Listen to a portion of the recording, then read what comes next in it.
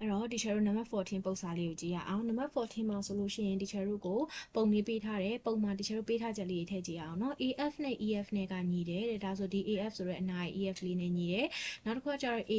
AC ဆိုတဲ့အနားလေးနဲ့ teacher တို့ EC ဆိုတဲ့အနားလေးနဲ့ညီတယ်နောက်တစ်ခုကကျတော့ AFB တဲ့ AFB ဆိုတော့ teacher တို့ဒီနားလေးပေါ့ဟလား AFB ဆိုတဲ့ဒီထောင်ကလေးနဲ့ EFD ဆိုတော့ဒီဘက်ကထောင်ကလေးနဲ့လည်းဘာဖြစ်တာလဲ teacher တို့ကတူပါတယ်ဆိုပြီးပြောထားတယ်အဲ့တော့ teacher တို့တွေကတရိကန်တွေကိုတက်တည်ပြတော့မယ်ဆိုလို့ရှိရင်တော့အနည်းဆုံး triangle shape တစ်ခုပေါ်မှာဖြစ်မှာအဲ့အတွက်ကြောင့်မလို့ teacher ဒီဘာလုပ်လိုက်မလဲဆိုတော့ F နဲ့ C လေးကိုဆက်လိုက်ပါမယ်เนาะအဲ့တော့တားသမီးတို့ကတင်ချပြန်ပြီးတော့တွက်တဲ့ must do ပေါ့เนาะအဓိကတော့တင်ချနှစ်ကိုပြန်ပြီးတွက်တဲ့အခါမှာဆိုလို့ရှိရင်ပုံလေးတွေပြန်ဆွဲပေးဖို့လိုအပ်ပါတယ်ဒီမှာဆို teacher တို့ F နဲ့ C နဲ့မြင်းလေးကိုဆက်ပေးလိုက်တာနဲ့တင် teacher တို့အတွက်အမှတ်တစ်မှတ်ရသွားပါပြီเนาะကဲဒါဆိုလို့ရှိရင် teacher တို့ရေးကြည့်ရအောင်သူကပေးထားချက်တွေတက်တည်ပြရန်နေကို teacher တို့ကပေးထားပြီးသားပေါ့เนาะဘာမှလည်းပြန်ပြီးရေးဟိုဘယ်လိုပြောမလဲပြန်ပြီးတော့အရှိရပုတ်စာတွေလို့စာကြောင်းအရှိကြီးကနေပြန်ကူးထောက်ရတာမဟုတ်တဲ့အတွက်တစ်ချက်ဒီမှာတော့မရေးပြတော့ဘူးเนาะတားတို့သမီးတို့ကစောင့်မွေးဖြစ်ရင်เนาะပေးချက်ပြရန်တော့ပြန်ပြီးတော့ရေးဖို့လိုအပ်ပါတယ်เนาะအဲ့တော့တစ်ချက်ဒီမှာတော့ဒီတိုင်းလေးပဲထားလိုက်တော့မယ်เนาะပေးချက်ရဲ့ပြရန်ကဲဒါဆိုတို့တွေပြချက်ကနေစာကြည့်ကြည့်ရအောင်အဲ့တော့ teacher တို့ဘာသာ F နဲ့ C ကိုဆက်ဆွဲလိုက်တာဖြစ်တဲ့အတွက်ကြောင့်မို့လို့ teacher ရေးလိုက်ပါမယ် F နဲ့ C ကိုဆက်ပါသည် F နဲ့ C ကိုဆက်လိုက်တဲ့အခါမှာ teacher တို့တွေကတရိကန်နှစ်ခုကိုမြင်သွားပါလိမ့်မယ်အဲ့ဒီတရိကန်နှစ်ခုကဘာလဲဆိုတော့ teacher တို့ AFC လို့ခေါ်တဲ့အခု teacher ဆွဲလိုက်တဲ့เนาะတောင်မှန်ပုံစံလေးပေါ့ဟာလားเนาะဒီတရိကန်လေးရဲ့ဒီဘက်မှာဆိုလို့ရှိရင် teacher တို့တွေက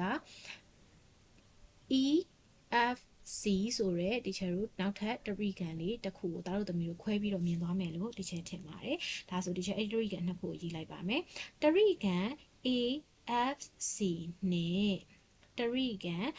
EFC တို့တွင်ဘာကြောင့် teacher တို့ကဒီတရိကန်နှစ်ခုကိုတရန်တူချောင်းရှာလဲဆိုရင် teacher တို့လိုချင်တာက BDF ဆိုတဲ့အလဲရတရိကန်လေးကိုနှစ်နားညီချောင်းပြချင်တာနှစ်နားညီဖို့အတွက်ဆိုရင် teacher တို့တွေကအနားတွေကတရိကန်နှစ်ခုတရန်တူမှဖြစ်မှာပေါ့နော်တရိကန်နှစ်ခုတရန်တူတဲ့အခါကျတော့မှပဲတို့တွေလိုချင်တဲ့ပုံစံကိုသွားလို့ရမှာဖြစ်တဲ့အတွက်ဒီတရိကန်နှစ်ခုကို teacher အရင်ဆုံးတရန်တူအောင်ရှာမယ်ရှာပြီးသားပြီဆိုလို့ရှိရင် teacher တို့တွေကဒီအပြင်ကတရိကန်လေးပေါ့ဒီ ABF ဆိုတဲ့ဒီဘက်တရိကန်လေးဒီအခု teacher အပြောင်လေးနဲ့ခြေလိုက်တဲ့ဒီတရိကန်လေးနှစ်ခုကိုတရန်တူချောင်းထပ်ပြမှာပေါ့နော်အဲ့ဒီကနေပြီးတော့မှ teacher တို့လိုချင်တဲ့နားညီတရိကန်တစ်ခုဖြစ်ကြောင်းကိုတက်တည်ပြမှာဖြစ်ပါတယ်အဲ့တော့အခု teacher ဆွဲထုတ်ထားတဲ့ပုံမှာဆိုလို့ရှိရင်ပေးထားချက်တွေက AF နဲ့ဘယ်သူနဲ့တူလဲဆိုရင် EF နဲ့တူတယ်ဒါကြောင့်မို့လို့ teacher ရေးလိုက်မယ် AF equal to EF သူကဘာလုပ်ထားတာလဲဆိုပေးထားတာမို့လို့ပေးချက်ပါပြီးတော့ဆိုရင်နောက်ထပ်တူတာတစ်ခုရှိသေးတယ် AC လေးနဲ့ teacher တို့က EC လေးနဲ့တူတယ်ဒါဆို AC equal to EC သူကလည်းပေးထားချက်ပါအနားနှစ်နားပဲတူသေးတာဖြစ်တဲ့အတွက်ကြောင့်နောက်ထပ်တစ်ခုတူအောင်မှာပေါ့အဲ့တော့ teacher တို့က A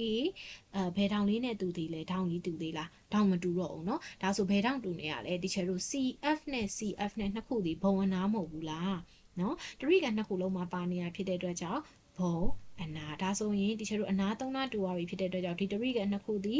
SSS အနာဆိုရဲ teacher တို့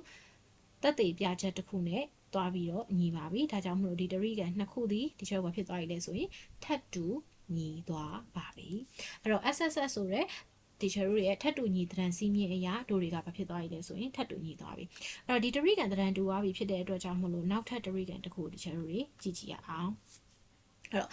ဒီအပြင်ကတရိကန်နှစ်ခုတရန်တူသွားပြီဆိုရင်တရန်တူတွေဆိုတော့sorry ထပ်တူညီသွားပြီပေါ့ထပ်တူညီသွားပြီဆိုတဲ့သဘောတရားအရထပ်တူညီတယ်ဆိုတော့တို့တွေကတက်ထက်ထဲကြသွားတာအဲ့တော့သူ့မှာရှိတဲ့အနားတွေထောင်းနေအကုန်လုံးတူမှာဒါဆို teacher တို့အတွက်လိုအပ်တဲ့ဒီအပြင်ကအခု teacher ရှိတ်တက်လုပ်ထားတဲ့တရိကန်လေးမှာလိုအပ်မဲ့ထောင်းကြီးဘယ်ထောင်းလဲဆိုတော့ဒီထောင်း A လေးထောင်း A လေးရဲ့ထောင်း E လေးရဲ့လည်းဘာဖြစ်သွားပြီလဲတူသွားပြီပေါ့ဘာကြောင့်လဲ light pad ထောင်းအရာ teacher တို့ထောင်း A နဲ့ထောင်း E ကတူသွားပြီဘာကြောင့် light pad ထောင်းရတူလဲဆိုရင်စောနာက teacher တို့ရှာခဲ့တဲ့တရိကန်နှစ်ခုထပ်တူညီသွားလို့เนาะဟုတ်ပြီကဲအဲ့ကြတော့မှ teacher တို့ဆက်ကြည့်ကြည့်ရအောင်ဒီလိုမျိုးထောင်းထပ်တူညီသွားပြီဆိုတဲ့အတွက်ကြောင့် live ဖတ်ထောင်လည်းရပြီဆိုလိုချင်တဲ့အပြင်ကတရိကန်လေးနှစ်ခုကိုတွက်ပါမယ်ဒါဆိုရင်တရိကန် AFB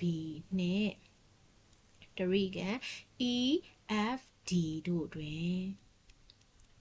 စောနာလေးနဲ့အပေါ်မှာတက်တည်ပြခဲ့တဲ့ဒေါင်း A နဲ့ဒေါင်း E နဲ့ကဘာဖြစ်ပြီလဲပြပြီးသွားပြီပြီးသွားပြီဆိုရင် teacher တို့ပေးထားချက်အရာ teacher တို့ဒီပေါ်မှာရှိနေတဲ့ဒေါင်းလေးနှစ်ခုတူတယ်ဒါကြောင့်ဒေါင်း AFB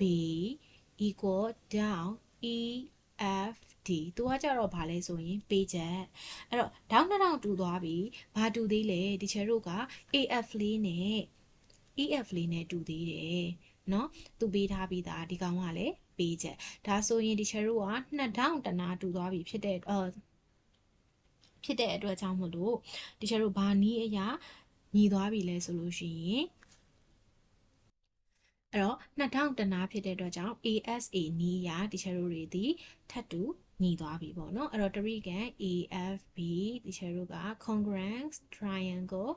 EFD ဒါဆိုရင်ဒီချယ်တို့တွေက ASA တချို့ကလည်း AAS လို့ရေးကြပါတယ်เนาะမိမိကြိုက်နေတဲ့လို့ရေးသားနိုင်ပါတယ်ဟုတ်ပြီဒါဆိုဒီတရိကန်နှစ်ခုဒီချယ်ခုအပြင်မှာရှိတ်တက်လောက်ထားတဲ့တရိကန်နှစ်ခုကထပ်တူညီသွားပြီဖြစ်တဲ့အတွက်ကြောင့်အနားတွေအကုန်လုံးလည်းတူပြီအနားတွေတူပါတယ်ဆိုမှဒီချယ်တို့ဒီ BF ဆိုတဲ့အနားလေးနဲ့ဒီချယ်တို့ DF ဆိုတဲ့အနားလေးနဲ့လည်းတူပြီပေါ့ BF equal to